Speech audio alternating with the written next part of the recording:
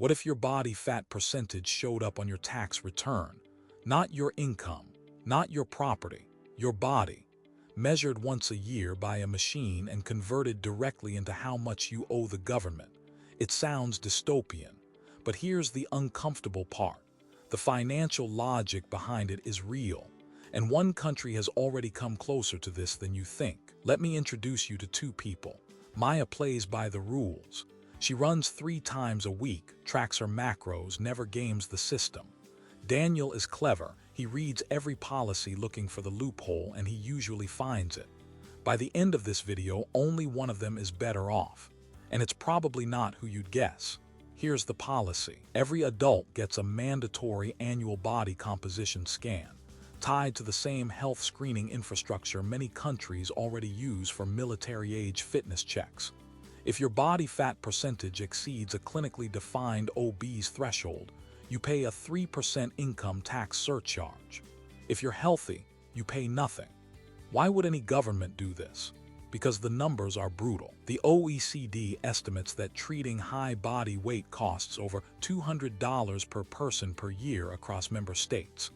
Obese individuals cost roughly 6 times more in direct medical expenses than healthy ones.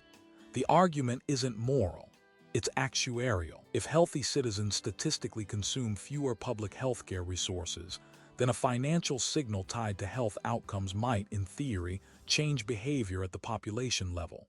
Frame it like a carbon tax, but for metabolic risk. Maya hears this and quietly nods. She's healthy.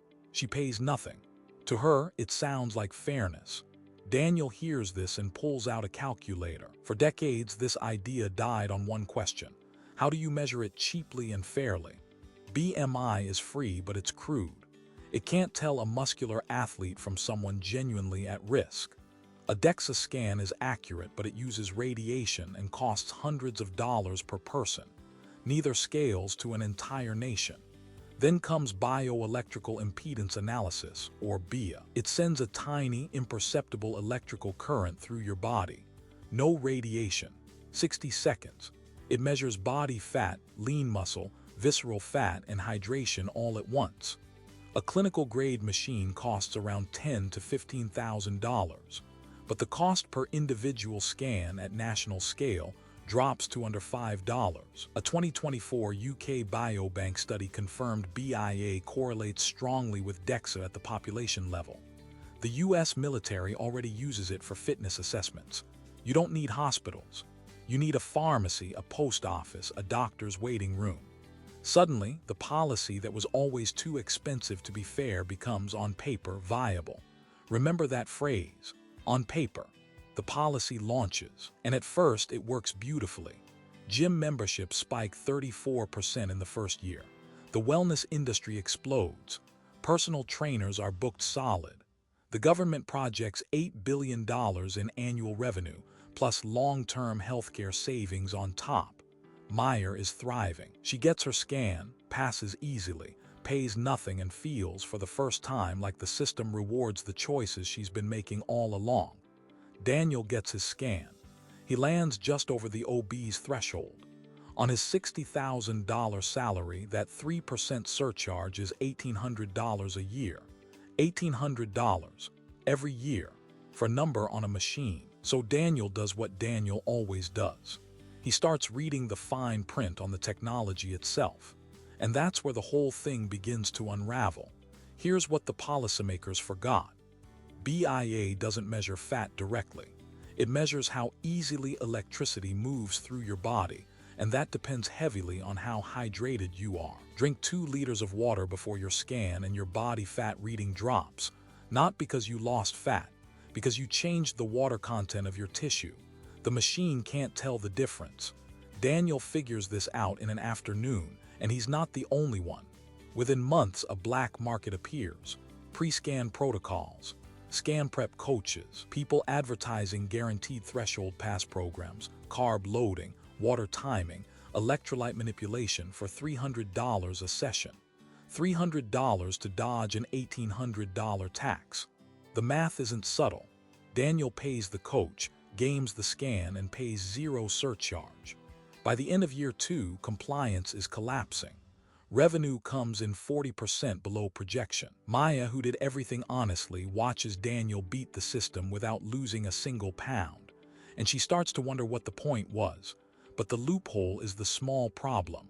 The real damage is structural. First, the tax is regressive. 3% of income sounds equal. It isn't.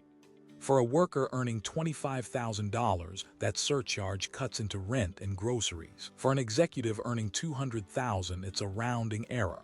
The same percentage, wildly different pain. A tax meant to improve health ends up punishing poverty. Second, there's no exemption pathway. People with thyroid disorders, with PCOS, on medications that cause weight gain, with genetic metabolic conditions, they all get taxed identically to someone who simply overeats. The machine doesn't ask why. It just reads the number. By year 3, a class action lawsuit is filed on exactly those grounds. And third, the quietest betrayal of all. In year 2, insurance companies lobby to redefine healthy. The body fat cutoff drops from 35% to 30%. Overnight, millions of citizens who were exempt last year are now taxable. Maya didn't change a thing. Same diet, same workouts, same body, but the line moved, and now she's on the wrong side of it.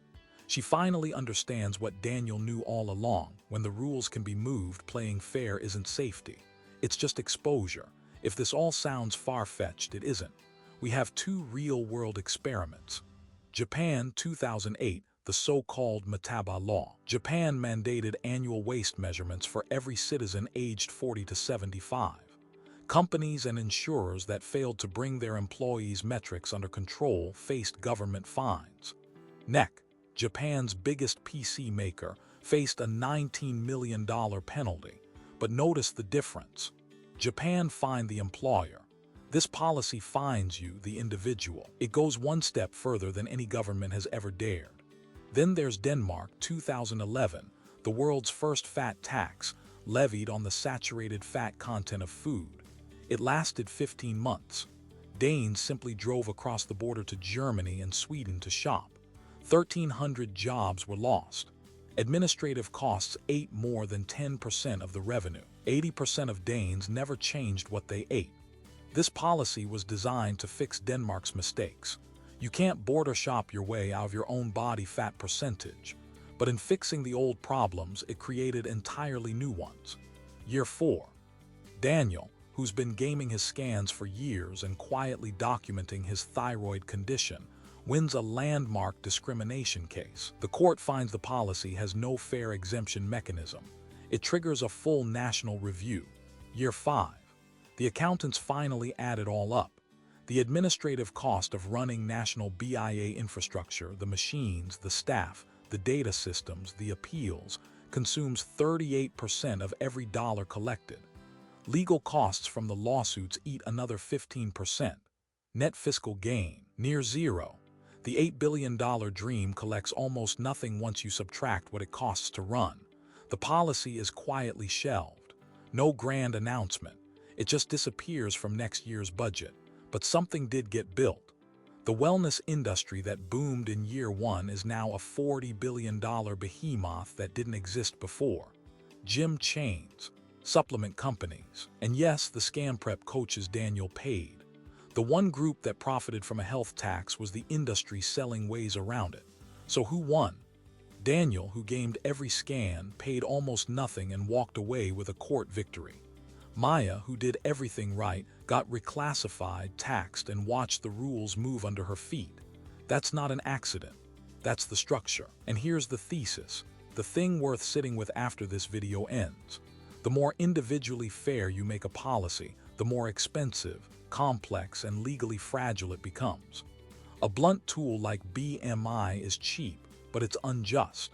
A precise tool like BIA is just, but it bankrupts itself trying to be fair. Every dollar you spend making the measurement more accurate, more individualized, more humane, is a dollar that makes the policy harder to defend and more expensive to run. So the real question isn't whether this policy is good or evil.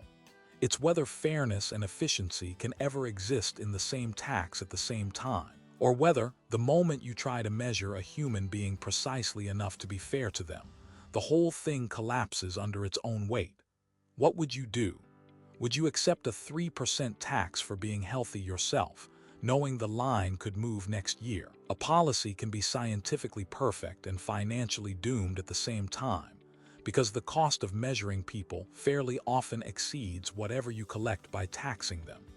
The honest paid more than the clever, and the only guaranteed winner was the industry that grew up around the rules. If you found this useful, subscribe to What If Finance new video every week.